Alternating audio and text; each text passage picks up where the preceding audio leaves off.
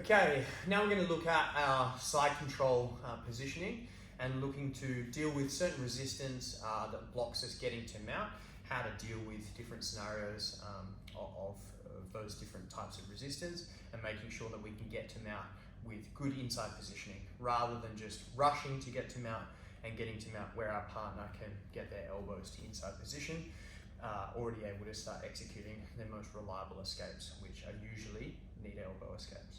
Okay, so again, I'll show different angles so you can see. We'll start on this side and I'll be on the far side here. Okay, so most of the resistance that we're dealing with that blocks us from mount is any kind of knee elbowing. Okay, these frames that are literally a barrier to me stepping up and over to mount.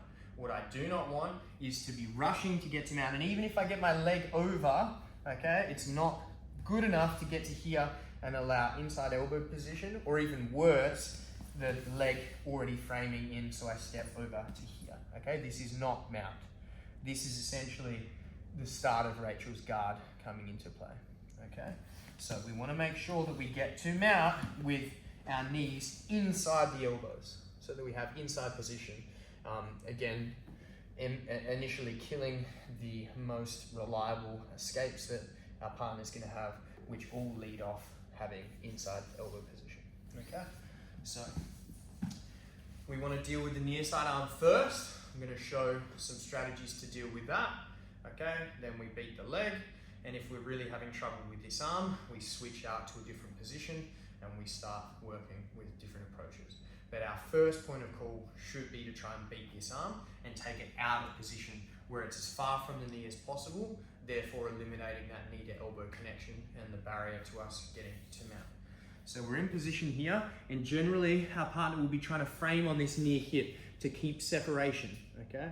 So as we're here, it's a little bit hard to see from the angle, but I'll change in a second. I want to retract back until I beat the legs, okay? And then I'm going to pop up so that this knee tucks inside the arm, and I get sort of a knee to elbow position here, and I drive my knee stapling the arm down to the floor. All right, we want to make it very difficult for the arm to pummel down through this direction, leaving only the top doorway. And because we're anticipating that, we take up that space. As soon as the arm pummels to the top side, we slide in, okay, with our foreleg. Again, I'll show a different angle in a second, but as I'm here, I bring my knee up until it beats that arm. I staple it, okay, blocking this downside. As she tries to pummel it up to the top side, my foreleg wedges in underneath. And now this arm, most importantly, the elbow is outside of my hip. Okay, if this elbow can sneak inside, that's where they're going to steal some inside space back. So I need my hip on this side connected to the arm, nice and high, okay, above the elbow or closer to the trunk than the elbow, so that that arm cannot slot back in there. Okay. Now we can fight for an underhook on the far side, which is generally much easier to get from the side control position than it is from mount. Okay, so we can pummel in here quite easily. From here, we start to post on the floor, so we can tripod out and give ourselves base in case they try to bridge out in this direction. If we start too high as we go, any rolling off to this side out here, so Rach starts bridging this way, is gonna create a bit of off balance. If my head's already on the floor and she bridges out this way, I can kind of absorb it a lot better. My shin starts to drive over, okay, and I really want to get my knee to the floor. If my foreleg's, I guess, shorter than the width of their hips, at the very least I want my foot flexing and catching on this far hip so I'm nicely connected. But I'm not heavy on my shin here. If my weight's set back on my hip, watch as Rachel bridges how much my body moves, okay? What I want is to shift most of my weight forward and actually leave my leg quite soft. Think of like a shock absorber on a car. So it's elevated slightly and it's quite soft. So as I shift my weight forward up over the shoulder, now when her hips move, my leg absorbs that shock, and see my upper body doesn't actually ride much of that motion. Different to if I'm back here and I'm being shifted with it, okay? I don't want to have this kind of movement. I want to be solidly here controlling the underhook, my leg quite soft. She goes again, there's not much movement. And then anytime she bridges up, I'm using that time as she sinks back to free my leg and steal that inside position, thigh coming up into the armpit or knee coming into the armpit. Okay, from a different angle, I'm on this side now, all right? Just so you can see what my legs are doing from here. Okay, I'm in position, the arm's in place. I go knee to elbow, pummeling that knee inside, and I staple the arm down. I'm blocking this bottom side. As she goes to free on the top side, I'm lifting by driving across, and my foreleg wedges entirely under the back here. Now, from a different angle, we see that this arm is stuck out of inside position. Okay, my hip controls inside position. Forehead to the floor, nice and base. I start going to the shin mount, legs nice and soft. I walk the underhook up even higher on the far side. Deal with any bridging with this soft leg and soft hip, and then shooting out, tucking my knees up. Now, even if I sit right up, I've got inside position, elbows are on the outside. Okay. Next thing that we have to deal with is this arm frame being too difficult for us to pummel this leg inside. So as she's framing with my hip, it's too tight here, and I can't get my knee inside. So I use this bottom side leg now to pummel to get the same stapling result. So I bring my knee up to the belly, and then I turn my knee out here, okay, driving it towards the shoulder until the knee meets and staples over the arm. So again, from here, up and out. Now I pass it off to the original leg we were attempting to use. Okay, so I bring my knee to my knee, just like so. My knee staples over the top, and now we're back to the exact same position, waiting for her to pummel out, sliding in. Everything else remains the same from here, getting into a nice high mount. Now, we are having too much difficulty doing either of those leg staple positions, okay? So we're gonna switch to a reverse Kesugatami, focusing on the other side, okay? So in the configuration of side control that we've currently had, all right, as a reminder, the most important control point is hip-to-hip connection on this bottom side. So as I'm here with a cross face and an underhook, okay, this near hip-to-hip connection blocking this knee shield coming in is my most important factor in controlling this position. Lots of other things happening, but that's the key point, okay? In making sure that I don't lose that position there, the leg frame comes in, and now I'm back to dealing with a guard, okay? If I shift to a reverse underhook and I switch my hips out the other way, that key factor changes. Now it becomes pressure on this far shoulder. So it's switched diagonally across the body from this hip to that far shoulder, okay? So let's just say here, I was going for those two leg positions, but no matter what I do, I can't beat that frame. Even going knee on belly and trying to go out, my knee just slips outside and they keep inside position, okay? So at a point, I have to go for the far side. So I'm gonna take my cross face arm free, pummel it across. Now here, it's very important that I lift and wedge this arm underneath so that it starts to create pinning pressure. I don't wanna just try and grab onto the arm from the outside. Okay, so I use my underhooking arm lift and I put my reverse underhook in place. Now I switch my hips to face this way, all right? And I'm entirely on my side, facing towards the knees. I don't want to be partially flat here. That's going to spread too much of my weight across her body and I'm going to be easier to move.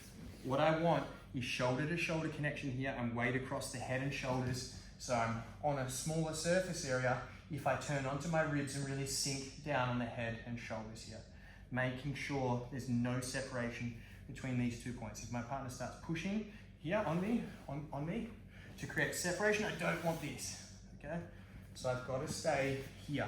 And anytime that hand gets inside, I've got to try and pummel inside and separate so I can keep shoulder to shoulder connection, okay? Now from here, I need to start creating misalignment of the spine and interrupting her posture, okay? Thinking back to a core concept of interrupting posture to have a strength advantage over our partner, okay? So in this position here, okay, there's a key factor as to which route we take, and that's this near arm, okay? If my hips are inside of it, in the inside space, I'll kind of go just from this side for you to see this, okay? There's two distinct pathways. One, my hips are inside and the arm's stuck on the outside, okay, which is what we're gonna look at first. And then the second option we'll see is if no matter what we do, we can't get inside these frames, so we're trying to pummel our hips in, but we can't do it, and they keep the arm framed inside, okay? So the first one is our hips are inside the frame. I've got a good wedge in, okay? Here, I don't want to be too parallel as I scoop the legs. Okay, I need to move my hips back and away so that when I reach over and drag, when I reach over and drag the legs, you'll see that her posture is actually interrupted, twisting the spine. Shoulders are stuck, glued to the floor, while the legs and hips are turning this way. So I pull back. See, I want to create this big twist. That really interrupts the person's strength. What I don't want is to be too close with my hips and leg and just pull the legs a little bit, okay, and hook. But see here, her foot can still connect to the floor and bridge. So now as I try to progress to mount, she bridges over the left side, this way, okay? I'm gonna be like off balance as I get to top position, and maybe she gets inside elbow positioning here, elbow, yeah. Okay, I don't want that. So I have to really interrupt the person's posture by moving further away and twisting the hips. Now when I hook, the feet aren't connected to the floor. There's no bridging happening here. Okay, they're disconnected from the floor. Now, as I move up to mount, I'm controlling that inside space. You can see that. Okay, from the opposite side, this is what it would look like. Move just a little bit, that's it. Okay, wedging in place. I'm here. Don't want to be too close and parallel. I want to move away and really upset the alignment of the spine. Now the feet are disconnected from the floor. I hook with my leg, heeling back. I'm really locking the legs in place here. Now from this angle, watch this knee more. Okay, I can't be lazy with this knee and just let her get inside elbow position on this side. So as I progress to mount, this knee's tracking along the ribs and finding the armpit as soon as possible. Okay, so that as I land, I've got inside position on both sides, not allowing that arm to gain inside position. Okay. The next thing we're looking at is if that frame stayed inside my hip. Again, I'll show both sides. So we're here, okay? Everything in the setup is exactly the same. It's just that this arm is framing inside my hip and I cannot get the inside space back. All right, and the risk of this is that if I'm lazy in getting to mount, if I just simply try and step up and over, all right, she's got inside elbow position on this elbow, okay? So I have to make sure that I've got a plan to deal with that. All right, so I'm here, I'm shifting away, I'm scooping the legs, getting that same postural interruption. But now as I step over, I'm gonna take that same hand and scoop under both. Let's just turn just a little bit. This way. No. Keep going. There we go. Okay. So here, this hand is scooping under the far thigh and I'm heeling back heavily with this leg. Okay. So that I can elevate the legs and create a space for this foot here to pummel underneath and hide from her knee elbow escape.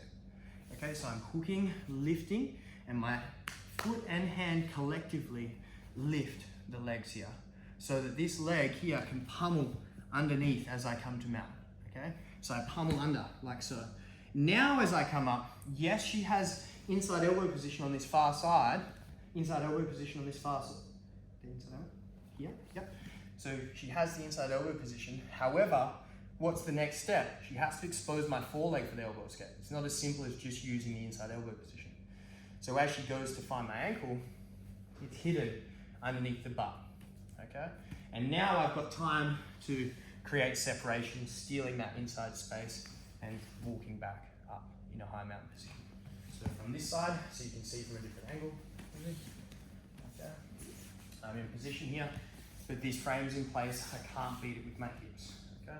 I move away, pull the legs into position, interruption of the posture, step, big heavy heel back hook, reaching deep over the far thigh, left leg, left arm, collectively lifting the legs, pummeling my foreleg into place as I go over to the top position. Okay, so here, I get into place and look, inside elbow position. But now, as I get to here, she tries to expose the foreleg. It's difficult because it's hidden underneath the leg. This gives me time to separate the head just as we did before, removing that position, and I steal back the inside space.